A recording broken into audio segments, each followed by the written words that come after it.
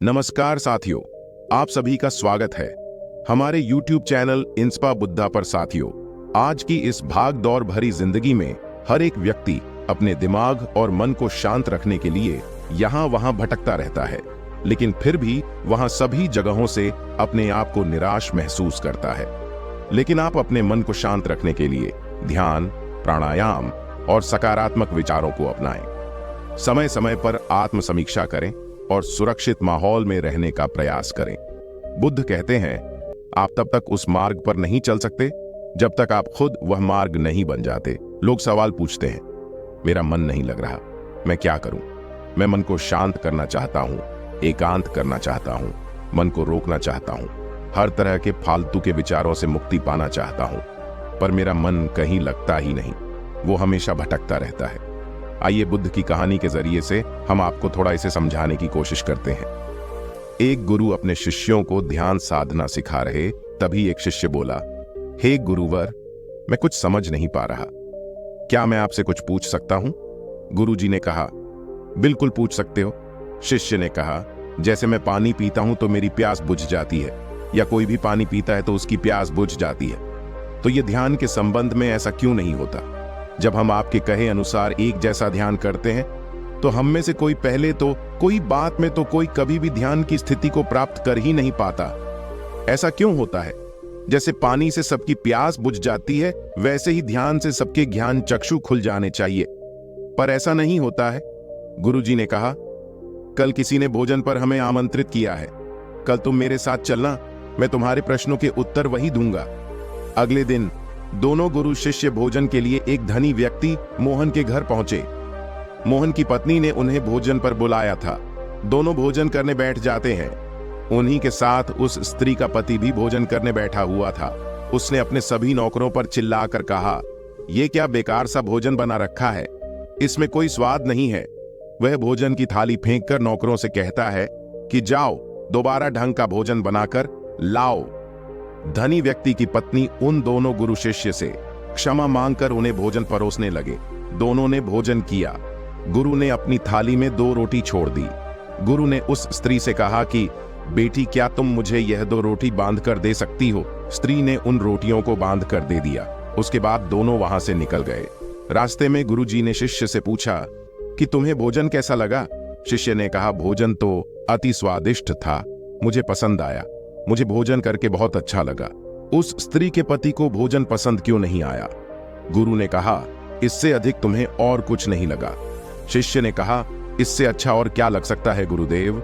मेरी भूख मिट गई, मेरा पेट भर गया। गुरुजी ने कहा, भोजन तो अच्छा था, फिर वो उस स्त्री के पति को भोजन पसंद क्यों नहीं आया? भोजन तो अच्छा बना था ना, भोजन एक ही था, तब उसे पसंद क्यों नहीं आया? शिष्य ने कहा, आप ठीक कहते हैं गुरुदेव, मैं तो कुछ समझ ही नहीं पा रहा हूं, आप ही कुछ बताएं। गुरुजी ने कहा, अभी तो मेरे साथ आगे चलते रहो गुरु। शिष्य चलते चलते बहुत दूर निकल आए। शिष्य ने गुरुजी से कहा, गुरुदेव, हम हमारे आश्रम के मार्ग पर तो नहीं है, फिर हम कहां जा रहे हैं? गुरु ने कहा, बस चलते रहो। बहुत दूर चलने के बाद एक फटेहाल व्यक्ति गुरुजी के सामने आ गया और उनके चरणों में गिर गया और बोला, हे परमात्मा, मेरी मदद करो, मैं 3 दिन से भूखा हूं, मैंने कुछ भी नहीं खाया है, आप कृपया कर मुझे कुछ खाने को दें। गुरुजी ने उस व्यक्ति को एक पेड़ के नीचे बिठाया और उन 2 रोटियों को निकाल कर दिया जो उस महिला ने उन्हें बांध के दी थी। रोटियों को देखते ही उस गरीब व्यक्ति की आंखों में चमक आ गया। उसने तुरंत उन 2 रोटियों को लेकर खा लिया। खाते समय उस व्यक्ति की आंखों से आंसू निकल रहे थे। वो रो रहा था और खाता जा रहा था और हाथ से इशारे कर रहा था, जैसे वो किसी अदृश्य शक्ति को कह रहा हो, तेरा धन्यवाद। इस रोटी के लिए खाने के बाद उसने गुरुजी को प्रणाम किया और धन्यवाद कहा। गुरुजी ने उस व्यक्ति से पूछा कि भोजन का स्वाद कैसा था? उसने कहा, स्वाद तो था ही नहीं, केवल जीवन था, परमात्मा और ईश्वर था। ये रोटियां नहीं थी, ये तो साक्षात जीवन था। यह कहकर वह व्यक्ति वहां से चला गया। गुरु ने शिष्य से कहा, देखो, भोजन वही था, लेकिन एक व्यक्ति को उसमें स्वाद नहीं आता। तुम्हें उसमें स्वाद आया, तुम्हें भोजन पसंद आता है, लेकिन वही एक व्यक्ति को इस भोजन में स्वाद नहीं आता, बल्कि वह इसमें ईश्वर, परमेश्वर और जीवन को देख लेता है। इसी से पता चलता है कि व्यक्ति और भोजन की तृप्ति में भी अंतर है। पहले व्यक्ति की इसमें कोई तृप्ति नहीं होती, तुम्हें थोड़ी तृप्ति होती है और इस व्यक्ति को अनंत तृप्ति होती है। ऐसा ही ध्यान के संबंध में होता है। जिसको जितनी ज्यादा प्यास होती है वो उतनी ही जल्दी मार्ग बना लेता है। उस शिष्य की जिज्ञासा का समाधान हो गया था, उसके प्रश्नों का उत्तर उसे मिल गया था, लेकिन प्रश्न का उत्तर अभी हमारे नहीं मिला। प्रश्न था, मन क्यों नहीं लगता दोस्तों? जो लग जाए वह मन नहीं है, मन का स्वभाव ही है भावना। जब हमारे पास कोई चीज अत्यधिक होती है तब मन उससे भागने लगता है, जैसे उस धनी व्यक्ति का मन जिस भोजन से भाग रहा था जो उसके लिए आम बात थी। लेकिन जब कोई चीज हमारे पास सीमित मात्रा में होती है और हमें मिल भी जाती है तब हमारा मन उससे जुड़ा भी रहता है और हम उस चीज की थोड़ी बहुत अहमियत भी रखते हैं। जैसे उस शिष्य का मन जो उस भोजन से थोड़ा बहुत जुड़ा हुआ था तो उसने उस भोजन के स्वाद को भी जाना, लेकिन जब हमें कोई चीज चाहिए होती है और वह हमारे पास नहीं होती तो पहले हमारा मन उस चीज के लिए बहुत लालायित रहता है। वह 2 रोटी और जब बात प्राणों पर आ जाए वह हर हाल में उसे पा लेना चाहता है। लेकिन जब कोई चीज प्राणों से जुड़ी हो, जैसे कि वह 2 रोटी, और जब बात प्राणों पर आ जाए तब मन गायब हो जाता है। तब आप स्वाद नहीं देखते, भोजन का प्रकार नहीं देखते हैं, तब आपको सिर्फ भोजन चाहिए होता है। तब आप एकाग्र हो जाते हैं भोजन के लिए। जो मिले उसी में आपको आनंद आ जाता है। स्वाद हो या ना, आपके प्राण अंदर तक उसे स्वीकार कर लेते हैं। और यह तब होता है जब मन नहीं होता। हम हमारे मन को लगाने की बहुत कोशिश करते हैं। कुछ पढ़ाई में लगाने की कोशिश करते हैं तो कुछ अपने काम में लगाने की कोशिश करते हैं, लेकिन आपने देखा होगा कि मन कहीं नहीं लगता और यह लग भी नहीं सकता, क्योंकि इसका का किसी चीज में लगना है ही नहीं, बल्कि इसका काम है आपको भगाना इधर से उधर। एक चीज आपको मिली तो दूसरी चीज पर ले जाना, दूसरी चीज आपको मिली तो तीसरी चीज पर ले जाना। मन संतुष्टि को नहीं जानता, वह केवल पाना जानता है। पाने के बाद भूल जाना जानता है। जो मिल गया उसे छोड़ देने की आदत होती है, जो छूट गया उसे फिर से पा लेने की आदत मन की होती है। अपनी जिंदगी के पिछले हिस्से को देखें और जानें कि क्या आपका मन कहीं लगा है, कहीं रुका है, जब वह केवल आपको अभी तक भगा रहा है।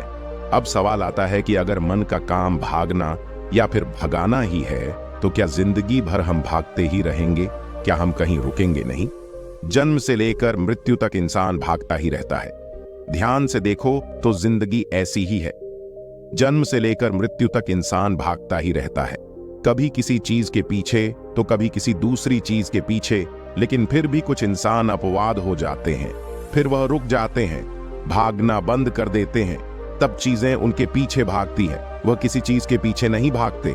इसका सबसे बड़ा उदाहरण स्वयं गौतम बुद्ध। हम आम लोग कैसे अपने जीवन में ठहराव ला सकते हैं? कैसे हम अपने जीवन में एकाग्रता ला सकते हैं? कैसे हम अपने जीवन में अपने मन को अपने आप नियंत्रित करने से रोक सकते हैं? और इसका एक ही रास्ता है, वह ध्यान। ध्यान व्यवस्था लाता है, मन भागता है, ध्यान ठहरा, बुलाता है, लालच देता है। ध्यान लालच को देखने की दृष्टि देता है, मन कहता है दूसरी चीज को पकड़ लो। ध्यान कहता ही जो जो मिला है उसे जान ले। ध्यान एकाग्रता लाता है, लेकिन ध्यान को लेकर भी हम भ्रमित रहते हैं।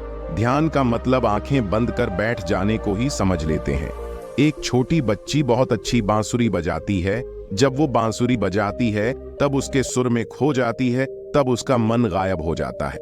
उसके प्राण केवल उस बांसुरी की धुन में ही रम जाते हैं और यही उसका ध्यान बन जाता है।